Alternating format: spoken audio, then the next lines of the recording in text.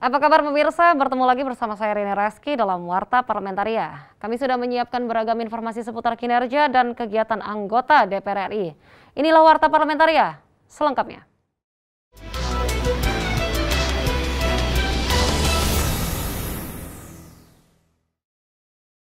Anggota DPR RI mengajak seluruh kalangan masyarakat Indonesia melawan berita bohong atau hoax yang masih beredar di masyarakat terkait program vaksinasi nasional.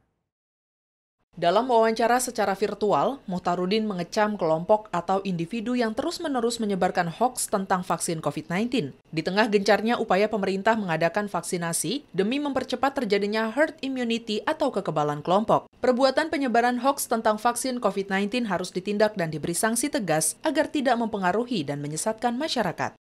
Isu-isu yang beredar, hoaks-hoaks yang beredar itu, berhentilah orang-orang yang melakukan itu, membuat suasana yang tidak kondusif dan mungkin membuat kepanikan di masyarakat yang tidak penting. Berhentilah ada kelompok-kelompok yang memprovokasi, berhentilah ya. Karena ini mari kita sama-sama bergotong royong. Anggota DPR RI Muhtarudin mengimbau pemerintah tidak berhenti dan tidak lemah dalam melakukan sosialisasi dan edukasi tentang pentingnya mengikuti vaksinasi COVID-19. Memang ada kelompok-kelompok yang masih tidak percaya adanya vaksin. Tapi memang pemerintah tidak boleh capek, semua stakeholder tidak boleh berhenti, tidak capek menyikapi itu. Tetap aja kita himbau dan kita ajak ya. Hingga 21 Juli 2021, Kemenkominfo sudah menurunkan atau take down 1.870 konten hoax mengenai vaksin COVID-19 di sosial media hingga 20 Juli 2021. Yang terbanyak tersebar di Facebook, yaitu 1.691 konten. Habibie Mahabah, TVR Parlemen, melaporkan. Sekretariat Jenderal DPR RI kembali menggelar program vaksinasi COVID-19 bagi para anggota DPR, pegawai, keluarga, pegawai, dan anggota, serta seluruh pekerja yang beraktivitas di lingkungan internal Setjen DPR RI. Pelaksanaan vaksinasi dilakukan sejak tanggal 2 Agustus hingga 9 Agustus 2021 mendatang. Ditemui saat meninjau langsung proses vaksinasi COVID-19 di Pustakaloka Gedung Nusantara 4 DPR RI. Ketua BURT DPR RI Agung Budi Santoso menyampaikan ini merupakan kali kedua di DPR melaksanakan vaksinasi guna mendukung pemerintah segera mencapai target herd immunity. Yankes itu menyiapkan 600. Karena kita bekerja sama dengan Kesdam, dari Kesdam juga menyiapkan spare 400. Ya, pendaftarannya bisa online, bisa langsung. Tadi saya tanya dengan Mas Bambang ya, dari Yankes, rata-rata baru 200 yang vaksin. Agung berharap ke depan vaksinasi COVID-19 di DPR dapat dibuka untuk masyarakat umum dengan pengawasan dan penerapan protokol kesehatan yang lebih ketat. Terkait kuota vaksin yang belum tercapai, Agung menambahkan pihaknya akan berkoordinasi dengan Sekretaris Jenderal DPR RI. Antusias tinggi mereka, tapi karena ngantri ya kasihan kan. Nah, saya tentunya perlu bicara dengan Pak Sekjen, bagaimana kalau ini juga kita umumkan kepada masyarakat umum yang ingin vaksin gitu di DPR, Rumah Rakyat. Elisa dan Teddy, TVR Parlemen, melaporkan. Anggota Komisi 1 DPR RI mengapresiasi peran TNI dalam membantu pemerintah menangani pandemi COVID-19 sejak pandemi COVID dinyatakan sebagai bencana nasional pada 2020.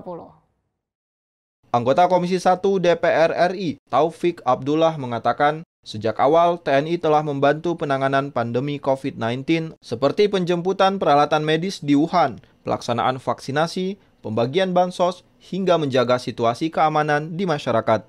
Taufik menilai, pelibatan tersebut diperbolehkan dalam konteks operasi militer selain perang, sebagaimana diatur dalam Undang-Undang Nomor 34 Tahun 2004 tentang TNI.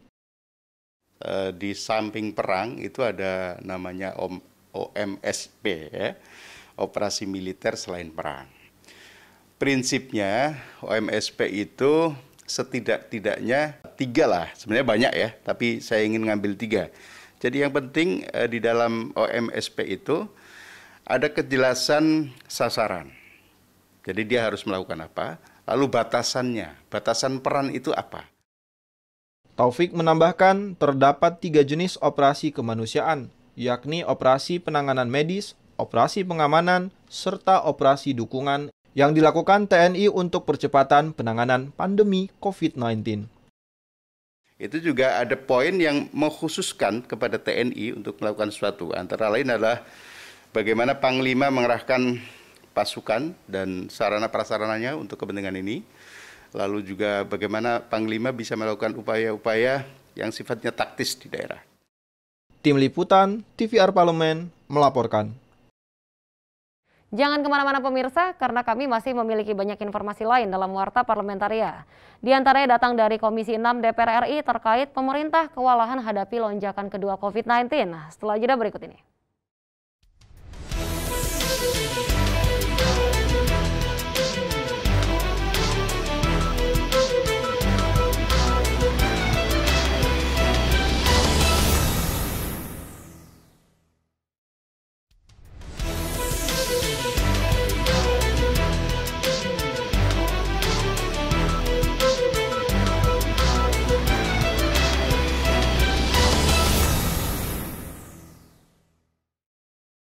Anggota Komisi 6 DPR RI Mukhtarudin menilai pemerintah kewalahan dalam menanggapi lonjakan kedua COVID-19.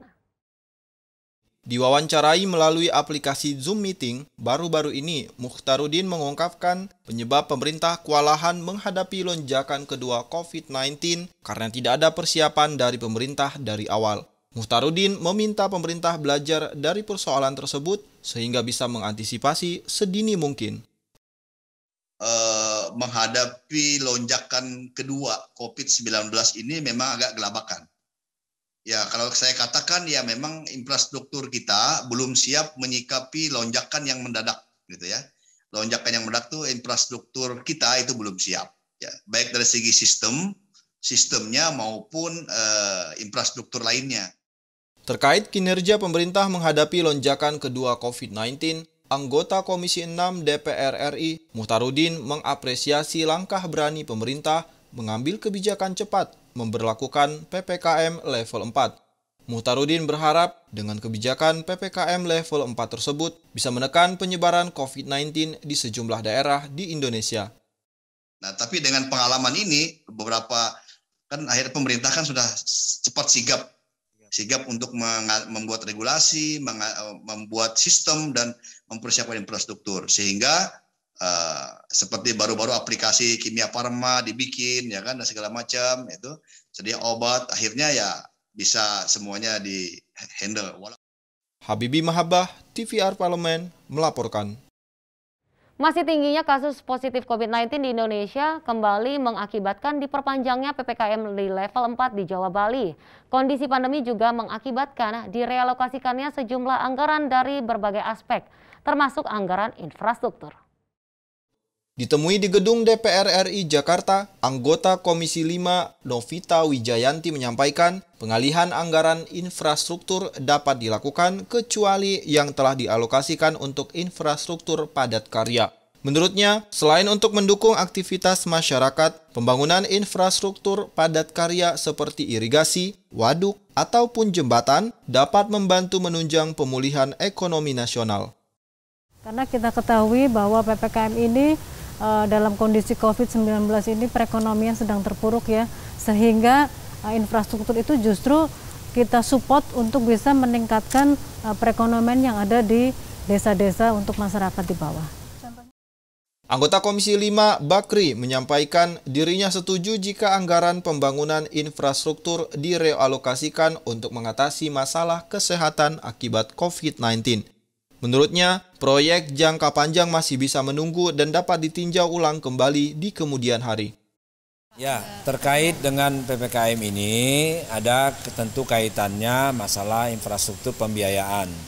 Ya, tapi yang jelas apapun bentuknya, pemerintah harus berani memotong anggaran-anggaran infrastruktur, terutama anggaran-anggaran infrastruktur yang sifatnya jangka panjang. Elisa dan Domi, TVR Parlemen, melaporkan. Pemirsa, kami masih memiliki banyak informasi lain dalam Warta Parlamentaria. Tetaplah bersama kami.